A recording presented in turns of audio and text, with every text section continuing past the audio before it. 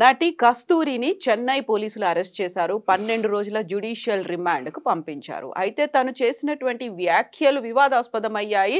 తను ఒకటి చెప్పాలనుకుంటే ఇంకో రకంగా అది ప్రజల్లోకి వెళ్ళింది అని కస్తూరి అంటున్నారు. చివరికి అరెస్ట్ చేసిన తర్వాత కూడా ఇక్కడ రాజకీయ ప్రయోజనాలు లేకుంటే అధికార దుర్వినియోగం అనేది జరుగుతోంది. న్యాయం మాత్రమే గెలవాలి అంటూ కస్తూరి వ్యాఖ్యలు చేశారు. ఓవరాల్‌గా కస్తూరి ఎపిసోడ్‌ని మనం ఎలా చూడొచ్చు? మనతో పాటుగా ఉన్నారు సీనియర్ జర్నలిస్ట్ మహర్షి గారు. సార్ నమస్తే. నమస్తే అమ్మా. సార్, కస్తూరి ఎపిసోడ్ ముందు నుంచి కూడా ఎవరైనా ఏమన్నా అన్నారు అంటే టక్కున అసలు ఆలోచించకుండా ఎంత సీనియర్ హీరోలు సూపర్ స్టార్లు అయినప్పటికీ కూడా ఇమ్మీడియట్గా ఆన్సర్ చేయడం అనేది కస్తూరి నైజంగా కనిపిస్తోంది.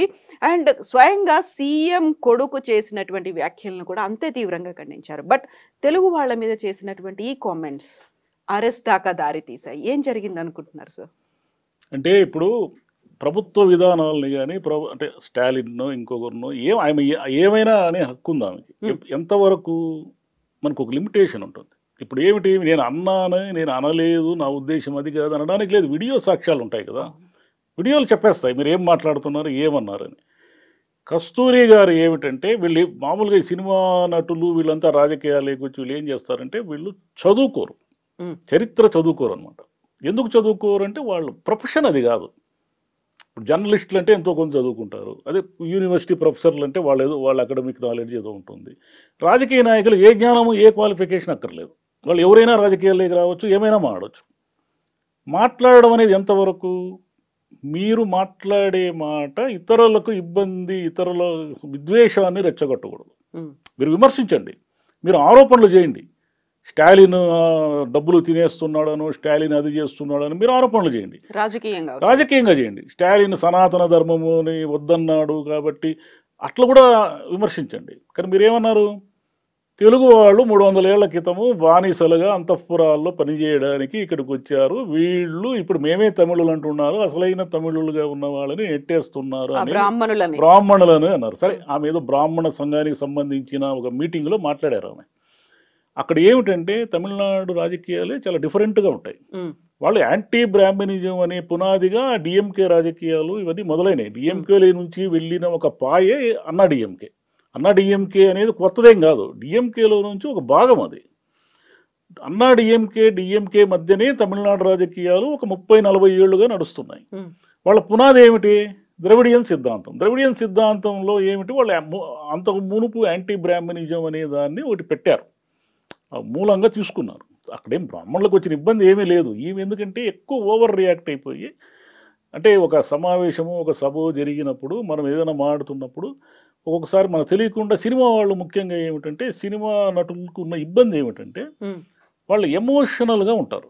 ఎందుకు ఎమోషనల్గా ఉంటారు అంటే, ఆ అమ్మాయి కస్తూరి సినిమాలో సీరియల్స్లో నటిస్తున్నారు అనుకోండి, ఆమె ఈరోజు ఉదయము ఒక షూటింగ్కి వెళ్తారు. షూటింగ్కి వెళితే ఆ షూటింగ్లో ఒక మదర్గా తన పిల్లవాడి పట్ల ఆమె ఏదో ఎమోషన్ చూపించాలి. మళ్ళీ మరుసటి రోజు సాయంత్రం ఇంకో షూటింగ్ ఉంటే ఇంకొక ఎమోషన్ ఉంటుంది. అంటే రకరకాల ఎమోషన్స్ని వాళ్ళు స్క్రీన్ మీద చూపిస్తేనే వాళ్ళ నటన ఒక మెచ్యూరిటీ స్థాయి ఉంటుంది. సినిమా వాళ్ళకు ఉన్న ఇబ్బంది ఏమిటంటే, మీరు మన తెలుగు వాళ్ళు కూడా చాలామంది నోరు జారి ఇరుక్కున్నారు, మీరు గమనించారు లేదు. ఎందుకు ఇరుక్కుంటారంటే వాళ్ళకి తెలియదు ఈ మాట ఎంత దూరం పోతుంది.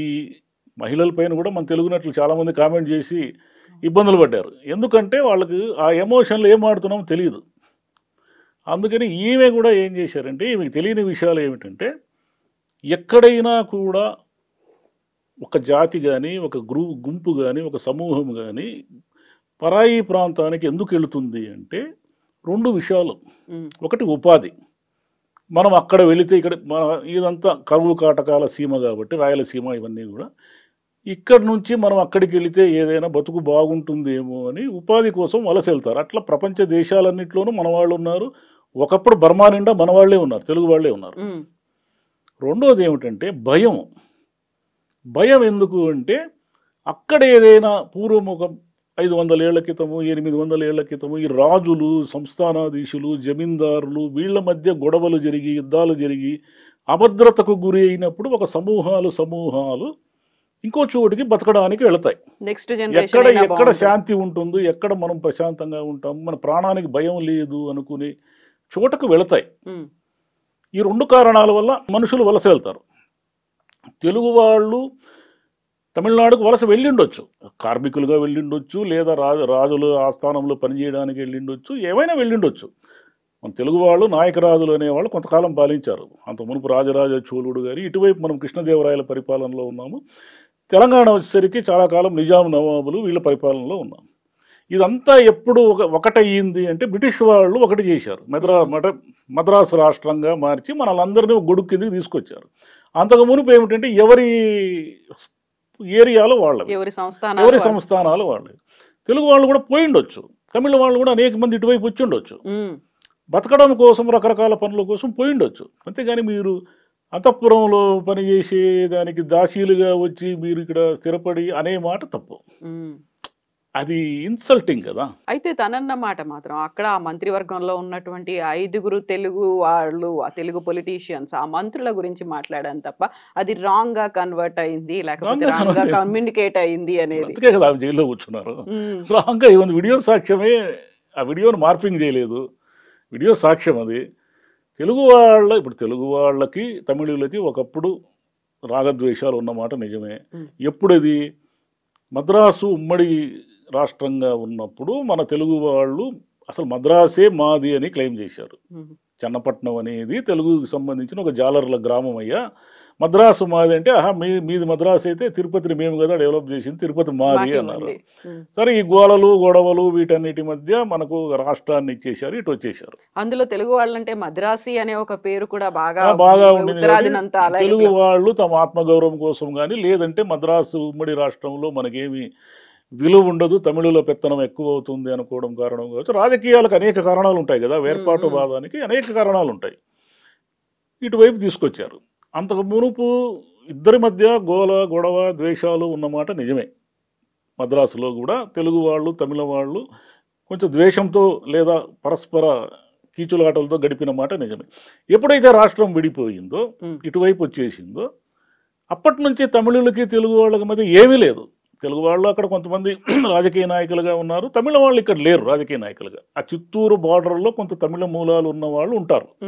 మీకు నగరి, సత్యవేడు ఇలా తీసుకుంటే అక్కడక్కడ తమిళ మూలాలు కలిగిన వాళ్ళు రాజకీయ నాయకులుగా ఉన్నారు. కానీ తమిళులు పెద్ద సంఖ్యలో ఇటువైపు ఏమీ లేరు, ప్రామినెంట్ పొజిషన్ లేరు. కానీ తెలుగు వాళ్ళు చాలా కాలం అంటే 100 ఏళ్లుగా మద్రాసుతో ఉన్న అనుబంధం వల్ల అలా ఉండిపోయారు.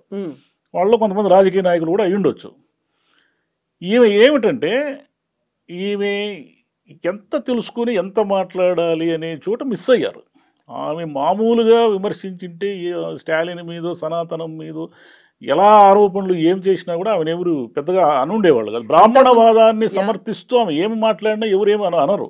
అంతకుముందు రజనీకాంత్ని కావచ్చు, సిద్ధార్థని కావచ్చు, అజిత్ ఫ్యాన్లతో గొడవ కావచ్చు, ఇవన్నీ ట్విట్టర్ వేదికగా అయినప్పుడు ఇంత ఇంటెన్సిటీతో ఎప్పుడు లేదు.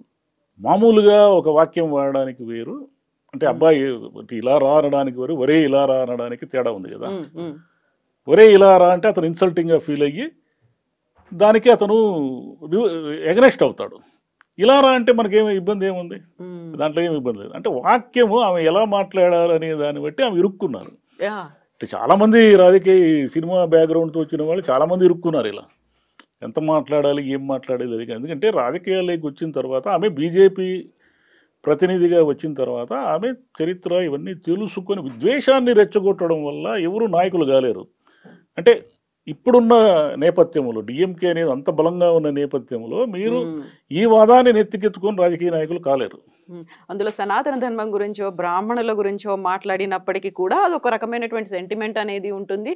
ఒక వర్గంలో అణగారిపోయింది, లేకుంటే వాళ్ళకి అవకాశాలు లేవు, వాళ్ళు తక్కువ చేసి చూపిస్తున్నారు అనేది అది మాత్రమే ఎలివేట్ అయ్యా. అది కాకుండా కంప్లీట్ గా తెలుగు వాళ్ళ గురించి మాట్లాడడం అంటే వైష్ణవము శైవము అనేది మన భారతదేశంలో పురాతనంగా 2 వర్గాలుగా 2 మతాలుగా ఉన్నవి. ఒకప్పుడు మతాలు అవి, ఇప్పుడు కులం అంటున్నాము కానీ ఒకప్పుడు మతాలు కదా, శైవ మతము వైష్ణవ మతము అని. గొడవలు అయ్యాయి. రాజులు కూడా శైవ రాజులు వైష్ణవ రాజులుగా ఉండేవాళ్ళు.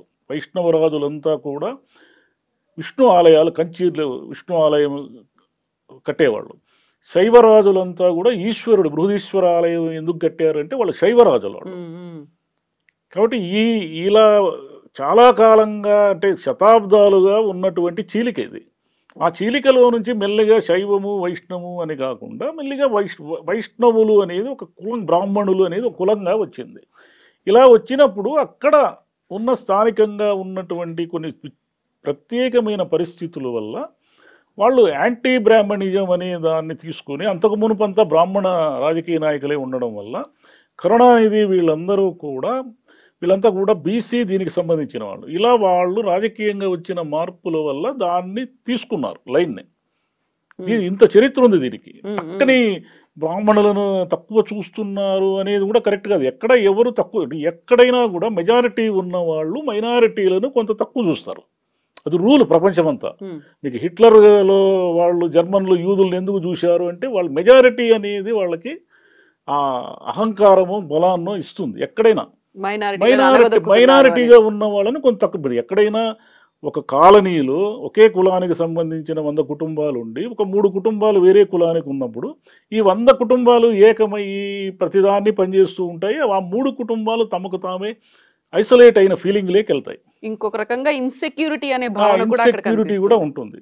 ప్రపంచంలో మతాల ఆధారంగా రాజ్యాలు ఏలే దేశాల్లో మిగతా మతస్థులకు కొంత ఇన్సెక్యూరిటీ ఉంటుంది, మనల్ని తక్కువ చేస్తున్నారని. అది సహజం, అది మనుషుల్లో ఉన్నటువంటి తత్వం అది. సో ఇప్పుడు కస్తూరి చేసినటువంటి వ్యాఖ్యలు తమిళనాడులో ఉన్నటువంటి తెలుగు సంఘాలు రెస్పాండ్ అయినంతగా మన దగ్గర ఉన్నటువంటి తెలుగు సంఘాలు రెస్పాండ్ అవ్వలేదు. అక్కడ ఉన్నటువంటి రాజకీయ నాయకులు కావచ్చు, అక్కడ ఉన్నటువంటి సంఘాలు అందరూ మన వాళ్ళు ఎందుకు ఎవరు మాట్లాడలేదు పెద్దగా?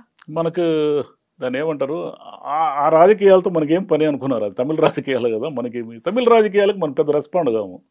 మీరు గమనించారు లేదు, ఉమ్మడి తెలుగు రాష్ట్రాల్లో ఉన్న ఒక లక్షణం ఏంటంటే ఇటు కర్ణాటకలో కానీ ఇటు తమిళనాడు రాజకీయాలకి పెద్దగా రెస్పాండ్ కాము మనం. కానీ కర్ణాటకలో మన తెలుగు వాళ్ళు అనేక మంది రాజకీయ నాయకులుగా ఉన్నారు, తమిళనాడులో అనేక మంది రాజకీయ నాయకులు మంత్రులుగా కూడా ఉన్నారు. మనం ఇప్పుడు ఇటువైపు మనం ఏమిటంటే అదేదో వాళ్ళ గొడవలే మనకెందుకు అని కొంతమంది ఎవరో ఒకరిద్దరు రియాక్ట్ అయ్యారు. కానీ సహజంగానే తమిళనాడులో ఏమిటంటే వాళ్ళకి భాషకు సంబంధించి కానీ ఆ స్థానికత, అంటే మేము తమిళులము, మేము ద్రావిడులము, మేము ద్రావిడులము అనే కాన్సెప్ట్తోనే కదా ఆ డిఎంకే కానీ ఏఐడిఎంకే కానీ వచ్చింది. కాబట్టి వాళ్ళకు సహజంగానే ఆ భాషకు వాళ్ళు హిందీని రుద్దినప్పుడు భయంకరంగా కాల్పులు జరిగి అనేక మంది ఆత్మాహుతి చేసుకుని చచ్చిపోయారు. మనం ఏం చేయలే. తెలుగు రాష్ట్రాల్లో తెలుగు ప్రాంతాల్లో ఏమి గొడవలు జరగలేదు. హిందీని కూడా మనం యాక్సెప్ట్ చేసేసాం. మనం ఏదైనా యాక్సెప్ట్ చేసేస్తాం, వాళ్ళు యాక్సెప్ట్ చేయరు, వాళ్ళు తిరుగుపడతారు. సో అలాంటప్పుడు అక్కడి నుంచి ఇక్కడికి వచ్చినప్పటికి కూడా చెన్నై నుంచి వచ్చిన పోలీసులు తెలుగు గడ్డ మీద వచ్చి అరెస్ట్ చేసి తీసుకువెళ్ళారు. సో 12 రోజుల జ్యుడిషియల్ రిమాండ్ అయితే ఉంది. ఆ తర్వాత బయటకు వచ్చిన తర్వాత తను ఏం చెప్తారో, స్టిల్ అదే స్టాండ్ కొనసాగిస్తారా, లేకుంటే మళ్ళీ అదే మిస్కమ్యూనికేట్ అయింది అంటారా? సో వెయిట్ చేయాల్సిందే. ఆమెకి ఏమైనా మాట్లాడే హక్కు ఉంది. కానీ 2 వర్గాల మధ్య కానీ 2 భాషల మధ్య కానీ 2 జాతుల మధ్య కానీ విద్వేషాన్ని రెచ్చగొట్టేది ఎవరు మాట్లాడకూడదు. కస్తూరి గారనే కాదు, ఎవరు మాట్లాడినా వీళ్ళు మాట్లాడతారు, వీళ్ళు సేఫ్గానే ఉంటారు. కానీ దాని ప్రభావము ఇదేమైనా ఎక్కడో ఎవరి మీద పడి ఒక చిన్న వాళ్ళు కూడా బలైపోతారు ఒక్కోసారి. 2 కులాల గురించి, మతాల గురించి, ఇట్లా 2 వర్గాల గురించి మాట్లాడితే పైన ఉండేవాళ్ళు బాగానే ఉంటారు, కింద ఉన్న వాళ్ళు ఇది ఇంజెక్ట్ చేసుకుంటే వాళ్ళకి సమస్యలు వస్తాయి. మా తెలుగు వాళ్ళు అంటావా అని ఒక తమిళియన్తో కూడా ఆవేశంతో కొట్టుకున్నారనుకోండి, అది గొడవ అయిపోతుంది. Thank you sir, thank you so much.